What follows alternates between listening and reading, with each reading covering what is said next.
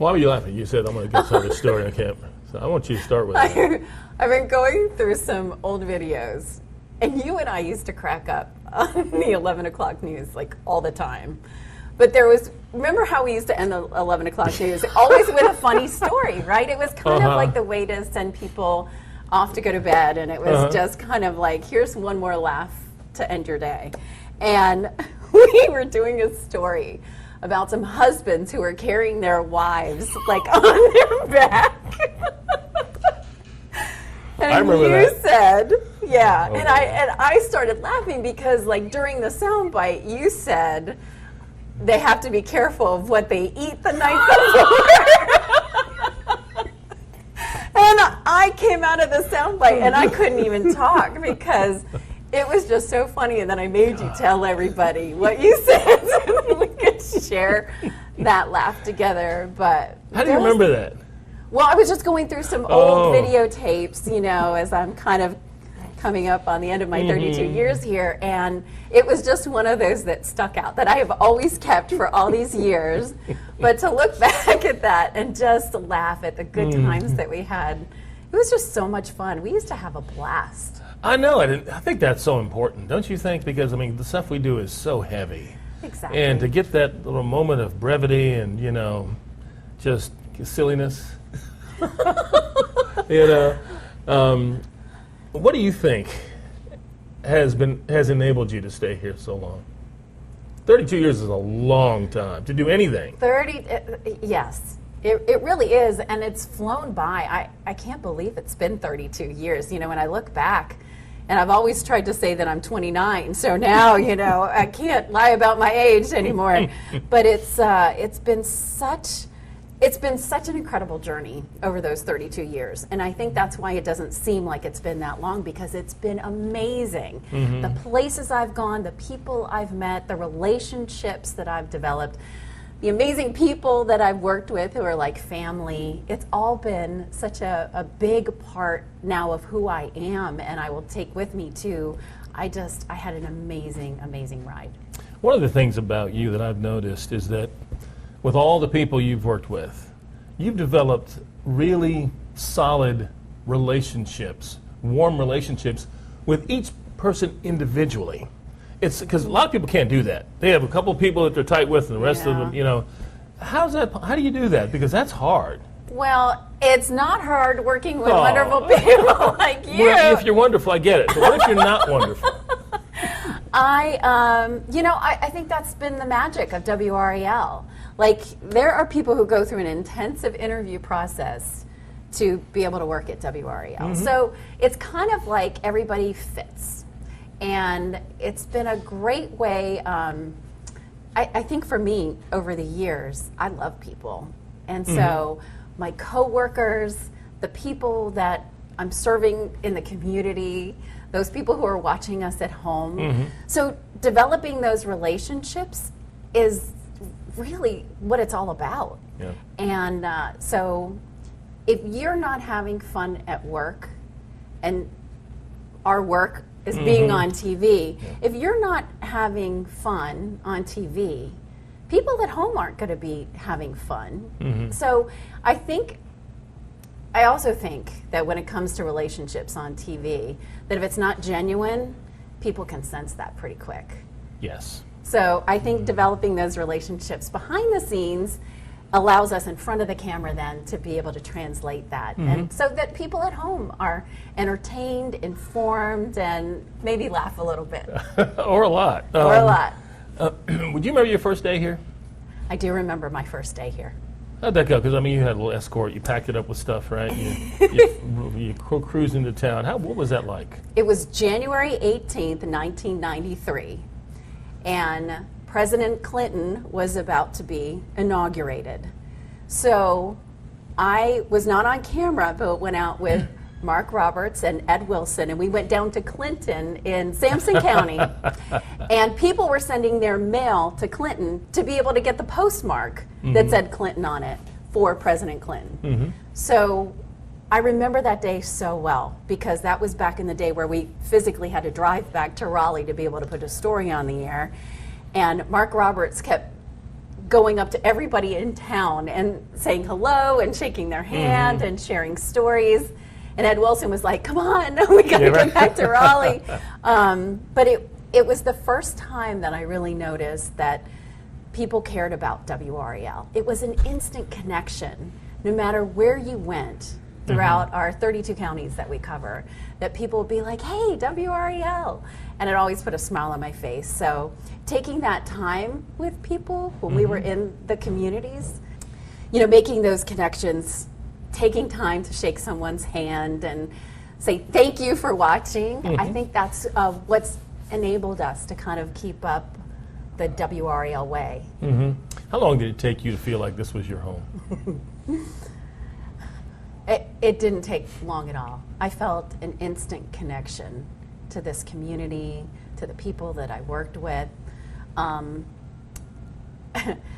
Probably the most noticeable time that I felt like, okay, this is home, is when I did a Christmas promo, my very first year here. And I talked about how we just bought a new house, that I didn't have any furniture, but my family was going to be coming in, and that it was just all about family being together. Well, little did I know, I was flooded with generosity from people, and they were people I didn't even know. They were offering me dining room tables, bedroom sets, air mattresses, anything to help me. But anything to help me make my family stay better. Oh, wow. And the fact that without even knowing me, they reached out to want to help me, I immediately thought, this is the respect and the care that I owe to the people that we're serving, to the people who are watching. Yeah. Because it was at that moment that I thought, they make me feel like family, even without even knowing me. And that's been such a blessing. That's the biggest compliment I can get, is that people tell me I feel like I'm part of the family, even though we've never met. Right. Do you remember your first real big story with me?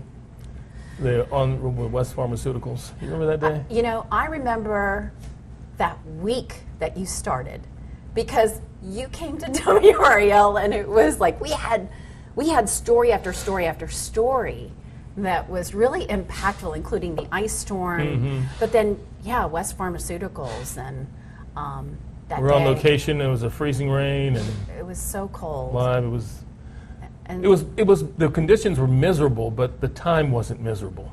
And I think it's because I was getting to know you, and you're so easy to talk to, and you laugh at my jokes. Well, you're funny. but I mean, you know, it was like, because just like when you first got here, when I got here, you helped ease me into this community, and that's one of the qualities you have is people are so comfortable with you, and that's probably why you've done so well for so long.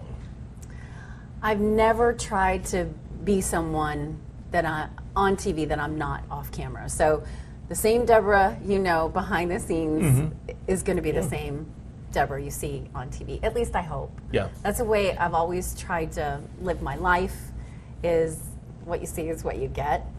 So I'm glad that I was making you feel comfortable, because we were thrown into a pretty serious, heavy story right at the beginning. Yeah.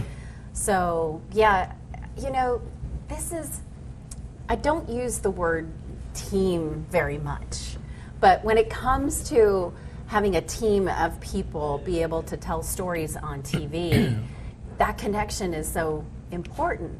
So the last thing I would want to do is isolate someone or, you know, take over or whatever. I mean, we've got to share. We've got to be... we've got to work together to be able to serve the community. Speaking of sharing, remember that 11 o'clock news when I first started? 3 acres. We've done the business has changed so much in the time that you and I have worked together. Yeah. And, you know, and God, since you've been here, since you started here in 93, so different. it has changed. When I started here, our Sunday evening news was 15 minutes at 11 o'clock. So I was brought in as the weekend anchor to be able to expand our weekend news To 30 minutes? to 30 minutes. Ooh. Isn't that? I mean, if you think back at that, like that we've added so many newscasts since then. So we had it was a much different time as well. I wouldn't say that the stories are necessarily all that different, but it certainly was a different time. How we told stories, how we news gathered was different. We used to have the big satellite trucks, and now everything can be done in a backpack. It's pretty incredible. Tell me some of the things that you really like, some of the stories that really have set in with you that you've done over the years, whether it's home or abroad. I mean, that's what's been so cool. I've had so many amazing experiences, both right here in the Triangle and other parts of North Carolina, throughout the country, and throughout the world. I'm just so lucky and so fortunate to have been able to do that. You know, I've covered such a myriad of different stories, from ACC tournaments, Final Fours, the Hurricanes winning the Stanley Cup, which hopefully they do again. You know, it's been the happy side, the celebration side that brings our community together, but then also telling those stories with families in maybe some of their darkest times, and yet they're willing to share their pain to be able to help other people. That's been a tremendous honor, to be able to be trusted by families to bring those stories to light too, and I think about them a lot. So it really runs the gamut of all the stories that have impacted me. And I think that's what's been so fun about, kind of, as I'm coming to a close here at WRAL, is looking back at some of these things that even happened so long ago that maybe I didn't necessarily remember exactly where they were or when they were, but being reminded of all the incredible stories that we've done over the years. It's been fun, but I'm also bittersweet, because I don't know if that's the right word, but It is.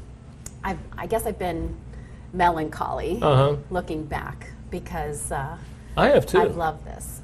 You know, I've never worked with anybody as long or been as close to someone as close as I've been to you for 22 and a half years. And, you know, when you're with someone that long, you get to know them. You share these idiosyncrasies and, you know, a lot of things we can't say in front of these cameras, but it has been so much fun. Yeah. You know?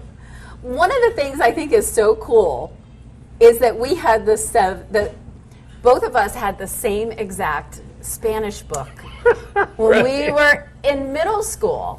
So one day I start saying, "Está Susana en casa," and you start finishing the story with me. Está con una amiga. ¿Dónde está en la sala? No, en la cocina. The fact that, you know, we can even draw on some of those things that we shared in common, even as kids, that we can share now, I think is pretty special. When you made your announcement, you made it public. You knew what you're going to do, but when you made it public, people were reaching out to you from all over the place. How has that been? And did it surprise you at how overwhelming it would be? It did surprise me. I heard from people that I hadn't talked to in years, people who have come into Job Shadow.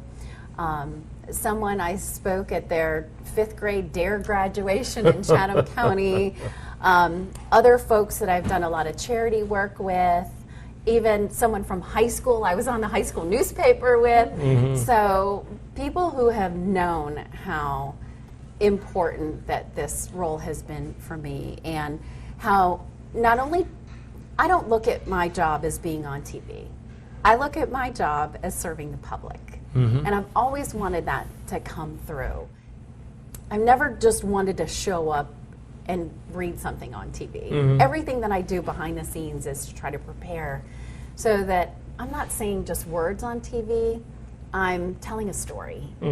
And that's always been so important to me, that we are sharing moments about these stories too, to be able to make it so people at home are entertained or as interested as we are in such stories, or if we have questions about a story, those are questions that maybe folks at home have about a story. Yeah. So we're just kind of that conduit. So I've always wanted my career to reflect that I'm a viewer like everyone else, and I'm just in a position to be able to ask questions perhaps that they're not, but to be able to bring those stories then home has been always very important to me.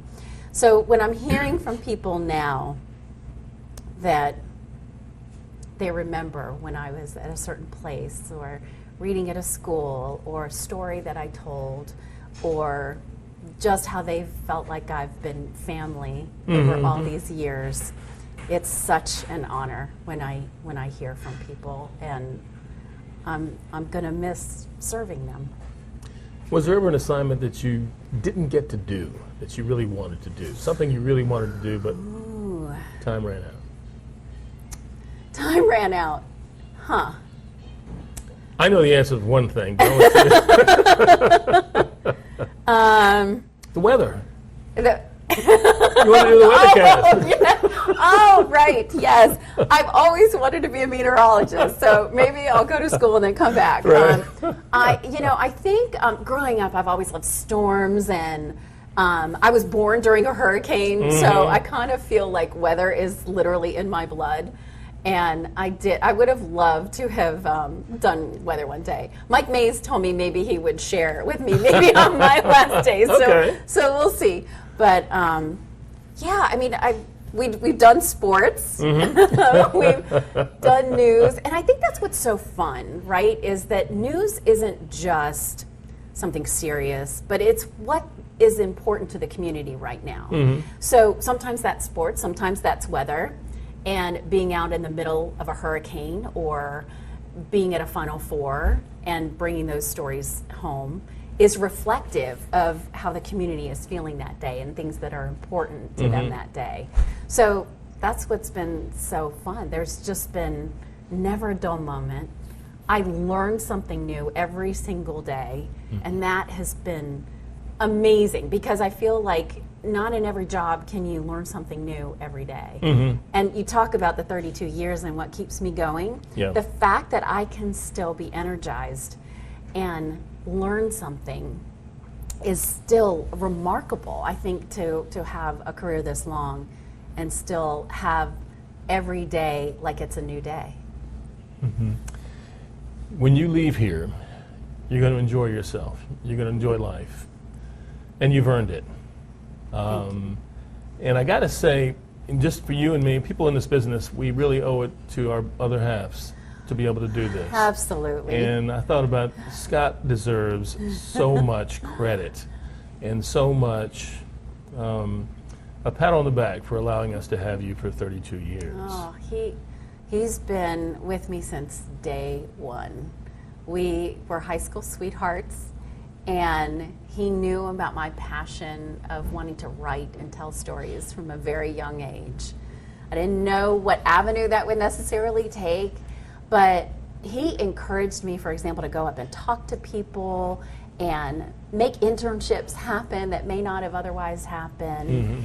And to have someone support you like that so unselfishly is pretty amazing, because, as you know, this is an all-consuming job in a lot of ways, and to be able to do it effectively, you have to have someone behind you and with you who understands and even supports you to the point where you can be the best at what you do, because they are there helping every step of the way, and that has been Scott.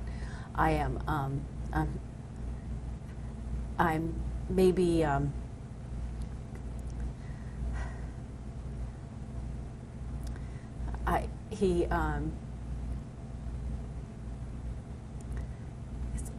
it's really hard, because it's difficult to be a great wife and a great reporter and anchor. So I appreciate his patience and care and wanting the best for me, even though it meant sacrifice from him. And you know that with Lee too. There are a lot of times that on the weekends or during severe weather, he brought me to work one time when it was snowing and ended up getting into an accident on the way home. I mean, that was kind of what they do too.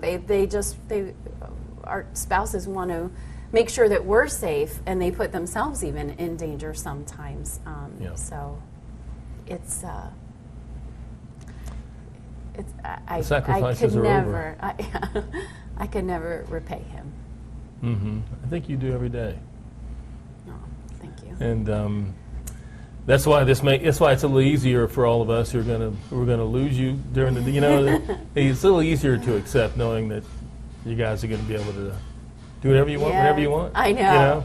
I'm not sure what that looks like or how that would feel. I really don't. So it's going to be fun to see where that goes. Every day is Saturday. Every day Saturday. That means no makeup, sweatpants. And, play in the snow. Oh yes, exactly. Laugh at us on TV. I promise I won't do that.